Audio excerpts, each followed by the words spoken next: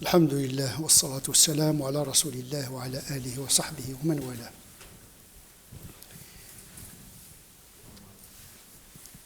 Il est une invocation qui revient à chaque moment, à chaque rak'at de la prière canonique. Cette invocation consiste à demander la guidance, qui est le contraire de l'égarement et de l'éloignement de la vérité. Al-Hidayah, c'est une marche vers la vérité. Et la vérité par excellence, c'est Dieu, subhanahu wa ta'ala.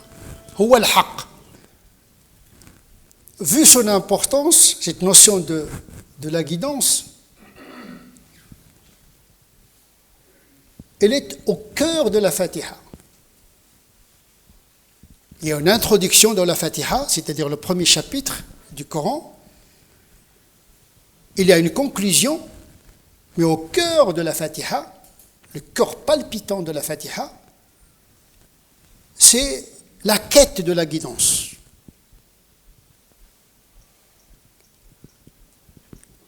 La guidance qui s'inscrit dans une voie droite. Ihdina as-sirata al-mustaqim. Ça, c'est une invocation. Donc, Dieu incite le croyant à se concentrer sur l'objectif et l'objet de l'existence, c'est-à-dire la quête et la marche vers la vérité qu'on appelle al-hidayah. D'un côté, Dieu nous demande de solliciter sa guidance, et d'un côté, il nous donne la réponse. Juste après la Fatiha, nous avons Surat al-Baqarah qui donne la réponse, laquelle réponse se trouve dans le livre révélé, Dalika al-Kitab la Rayba fihi hudan lil muttaqin. Vous avez demandé la guidance, eh bien, cherchez-la dans le Coran comme justement le programme initiatique qui permet aux croyants de traverser les étapes de ce voyage qui mène vers le but ultime, c'est-à-dire Dieu lui-même. Parce qu'il ne faudrait pas se tromper de projet. Le projet, c'est de rencontrer Dieu, d'aller vers Dieu. Le Coran n'est pas venu pour autre chose.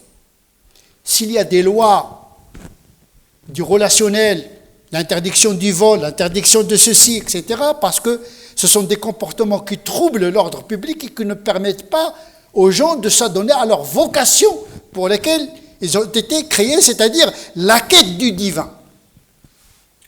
La quête du divin ne peut pas s'opérer dans la guerre, dans les conflits, dans les guerres civiles. C'est pour cette raison, c'est toutes les lois dans le Coran et dans la Sunna se sont au service de la paix et de l'ordre public qui permet aux gens de s'adonner à la finalité ultime qui est la recherche de la face de Dieu. Yuriduna wajha, ceux qui cherchent la rencontre avec Dieu.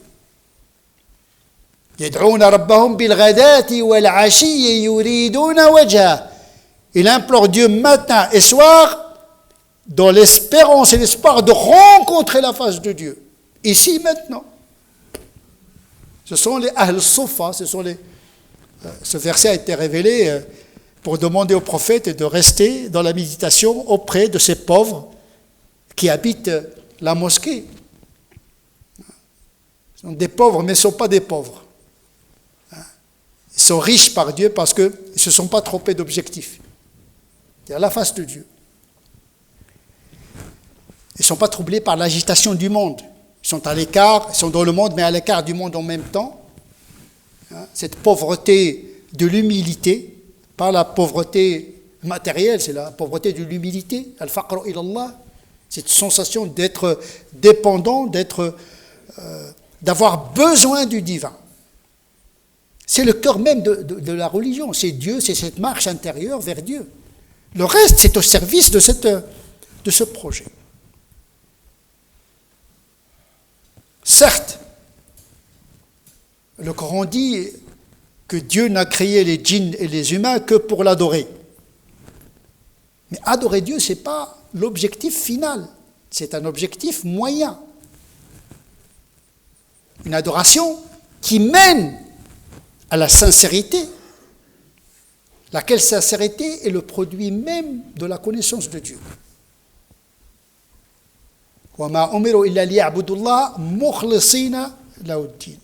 Adorer Dieu, mais avec une sincérité, c'est-à-dire loin de tout associationnisme, de toute tentation de déviance vers une quelconque divinité imaginaire. Et donc quand on dit l'objectif de la création de l'homme, c'est l'adoration, ce n'est pas l'objectif final. L'objectif final, c'est de réduire les distances qui nous séparent de cette vérité absolue qui est Allah subhanahu wa ta'ala. C'est pour cette raison qu'un certain nombre d'exégètes, ils ont traduit le mot ya'budun, c'est-à-dire l'adoration, et l'ont traduit en termes de savoir. Je n'ai créé les djinns et les humains que pour me connaître. En réalité, la connaissance, à cet égard, est supérieure au savoir.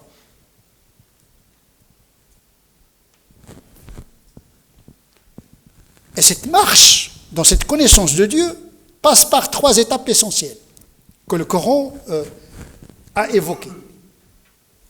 La première étape, nous la trouvons chez tous les croyants. Tout le monde sait que Dieu existe. Grâce aux prophètes, grâce à la révélation, grâce à la fitra, Dieu existe. C'est un savoir. Ilmul yaqin. C'est un savoir. Je sais que Paris existe. Mais peut-être je ne l'ai jamais visité, mais je suis sûr qu'elle existe. Ça, c'est le savoir. C'est le tasdiq. C'est l'iman.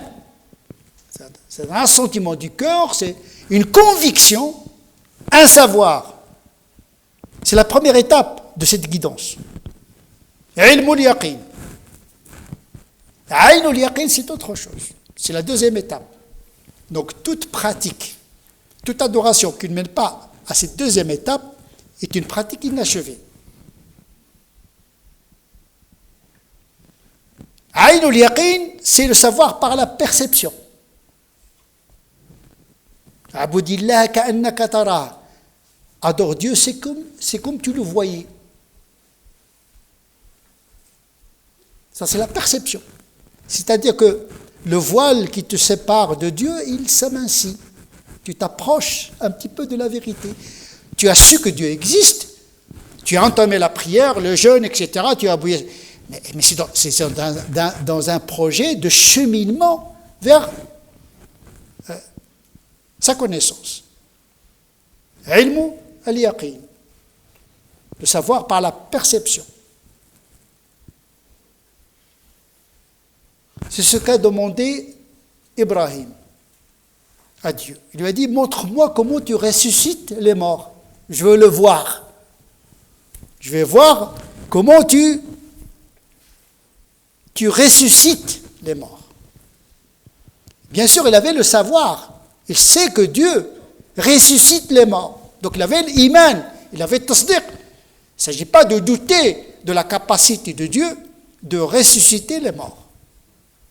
Il demandait un autre niveau de connaissance, ou plutôt de savoir, à celui de la perception. Arani kayfa tuhil mauta. Il a déjà un acquis, mais il veut passer à une deuxième étape, c'est-à-dire la connaissance par la perception. La troisième étape, c'est la connaissance de Dieu ou bien la reconnaissance de la chose. Reconnaître, c'est-à-dire l'évidence. Reconnaître quelque chose, c'est être dans l'évidence. C'est comme la journée. Il ne s'agit pas d'un savoir intellectuel, ni une perception, c'est un vécu. On ne peut pas le définir même. Vous ne pouvez pas définir la journée parce que c'est une évidence. Cet exemple-là, elle a été donné par cet homme qui a dit, quand il a vu une cité vide, où tous ses habitants étaient morts, il a dit, comment Dieu est capable de ressusciter les morts de cette cité. Et Dieu l'a pris en exemple. Il a pris sa vie, pendant 100 ans, il l'a ressuscité. Donc il a vécu l'expérience de la mort et la résurrection. Il lui a répondu, Dieu lui a répondu non seulement par le fait de lui montrer sa capacité de résurrection comme il l'a fait à Abraham, mais lui-même il est devenu l'objet de cette vérité. Elle est là dans l'évidence. Il a vécu par l'expérience, l'expérientiel, la mort et la vie. En réalité, chacun de nous, il vit cette expérience. Allah yatawaffa al-mawta, Allah yatawalla al-anfusa hina mawtiha wallati lam tamut fi manamiha. Nous vivons cette vérité de la résurrection.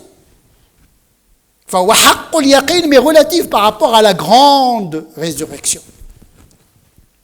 Wa yadribu Allahu al-amthala lin-nas. Et Dieu communique avec les gens par le biais des paraboles qui rendent les significations absolues accessibles à notre entendement tout limité. Et donc cet homme, il a vécu ce qu'on appelle haqqul yaqin. Les savants donnent un exemple, l'exemple du miel,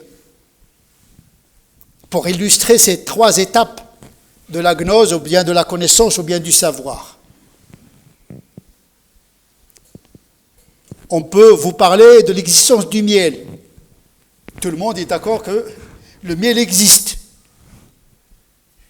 Il se peut que dans des cultures, ils n'ont jamais vu par leurs yeux ni les abeilles, ni le miel. Mais c'est tellement mutawatir, tellement répandu que personne ne doute de l'existence d'un aliment qui s'appelle le miel et qui est sucré. Même si on ne sait pas de quel goût sucré s'agit-il.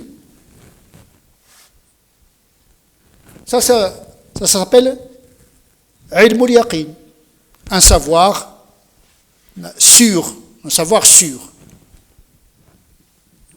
Deuxième étape, c'est de voir le miel lui-même. Aynul yaqin, an tara shay'a bi'aynik, an tasma'u bi'udhnik. Tu vois la chose, tu l'entends, ça s'appelle un savoir par la perception. Par contre, la reconnaissance, c'est en goûtant le miel. Une fois qu'on a goûté le miel, là, on n'est plus dans le savoir, le simple savoir, on n'est plus dans la perception, on est dans la réalisation de la chose, on vit la chose. C'était exactement la même expérience qui a été soulevée par le hadith du saint, hadith al-wali.